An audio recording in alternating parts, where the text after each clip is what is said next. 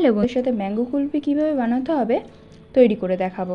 সবার প্রথমেই ফ্রাইং প্যানে 1 গ্লাস দুধ দিয়ে ফুটতে দিতে হবে। তারপর অন্যদিকে আমি যেভাবে আমটাকে কাটছি ঠিক সেইভাবে কেটে নিতে হবে। আমটাকে কাটা হয়ে গেলে সাইড করে রেখে দিতে হবে। তারপরে ফুটন্ত দুধে 4 চা চামচ চিনি অ্যাড করতে হবে। তোমরা এখানে তোমাদের স্বাদ মতো চিনি অ্যাড করতে পারো।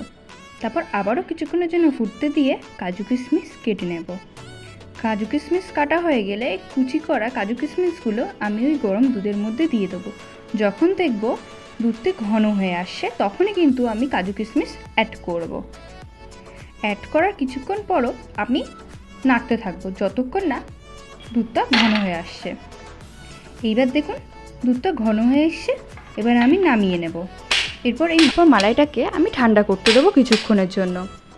ঠান্ডা হয়ে গেলে আমের মধ্যে এই মালাইটাকে আমি দিয়ে দেব। তারপর এই ম্যাঙ্গো মালাই কুলফিটা 7 থেকে 8 ঘন্টার জন্য আমি ফ্রিজে স্টোর করব।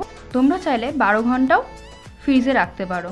ফ্রিজ থেকে বার করে আমি ঠিক এইভাবে কেটে নেব ম্যাঙ্গোটাকে।